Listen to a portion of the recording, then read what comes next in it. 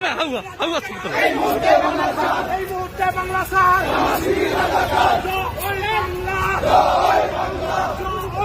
গেছে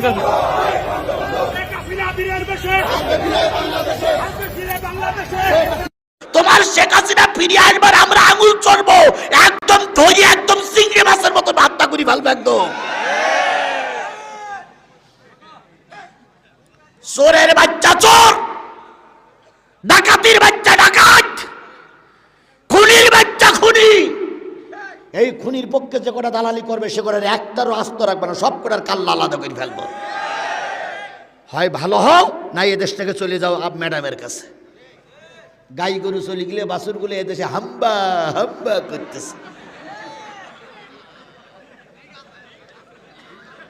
গাই গরু চলে গেছে কার বাড়ি? আরে তার দিদি গেছে দাদার কাছে, আপা গেছে দুলাভাইয়ের বাড়ি। আর এর কি বলে অবৈধ সন্তানেরা হাম্বা হাম্বা করতেছে। বলুন তো, খালেদা জিয়ার নামে মামলা হয়েছিল, খালেদা জিয়া কি পালাইছিল? এই কথা বলেন না কেন? খালেদা জিয়া কি পালাইছিল? জোরে বলেন, খালেদা জিয়া পালাইছিল? খালেদা জিয়া পালাই নিয়ে দেশে দুঃখে দুঃখে কষ্ট করেছে, তুমি একটা বারের জন্য খালেদা জিয়া দেশ ছাড়িনি। এরশাদ সাহেব জাতির সবচেয়ে বড় মুনাফিক।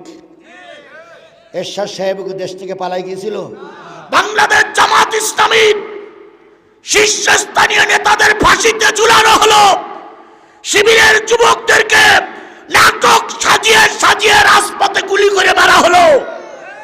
বাংলাদেশ জামাত ইসলামী ইসলামী ছাত্র শিবিরের ছেলেরা কি করেনি? পালাই যায়নি। আর তোমার একটুখানি নাড়া দিল আর অমনি মানুষ কন্যা মানুষই চলে গেলে। আর গাই গরু যখন চলে গেল, বাছুরির কথা একবারও ভাবল না যে আমার বাচ্চাগুলোর কি হবে। গাই গরু ভ্যা ভ্যা করতে চলে যাবে।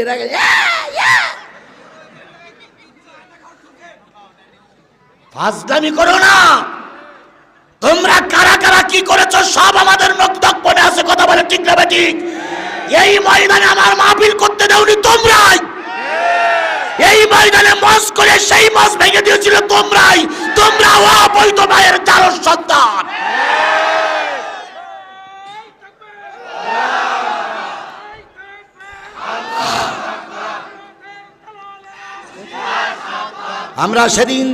আমরা সেদিন মেয়ে নাচানোর জন্য আসিনি, আমরা সেদিন যাত্রা গান করার জন্য আসিনি, আমরা সেদিন এসেছিলাম কোরআনের কথা বলার জন্য। যাদের ষড়যন্ত্রের কারণে কোরআনের মাহফিল বন্ধ হয়েছে, এই জাতি তাদের চেনে না? এই কথা বলেন, আমরা তাদের চিনি না? এখন শুধু যদি বলি ওই করে ধরি নেষ্টি হবে, তোর বাড়িতে বউ ছেলে বেল্লি ব্যাডে আমরা ধরি আনতে পারি, কিন্তু আমরা হিংস্র নই, আমরা সন্ত্রাসীতে বিশ্বাস করি না, আমরা ক্ষমায় বিশ্বাস করি। কথা বলেন ঠিক না ঠিক? আমার আল্লাহ ক্ষমায় বিশ্বাসী ছিল, আমার রসুল ক্ষমায় বিশ্বাসী ছিল, আমার নেতারা ক্ষমায় বিশ্বাসী, তাই এখনো বাজারে দোকান করে বেড়াচ্ছ, এখনো পৌঁছাইলে পিলে নিয়ে ঘুরে বেড়াও। নতুবা তোমার মতো হিংস্র হলি এতদিন তুই ঠ্যাং ধরে ছিঁড়ে ফেলতাম একদম। সেদিন এক নেতার সঙ্গে দেখা, ওই নেতা আমার নামে মামলা দিয়েছিল। তো দেখা পেয়ে বলতে, জিয়াদি ভাই ভালো আছেন? সালাম আলাইকুম। সালাম আলাইকুম। সালাম আলাইকুম।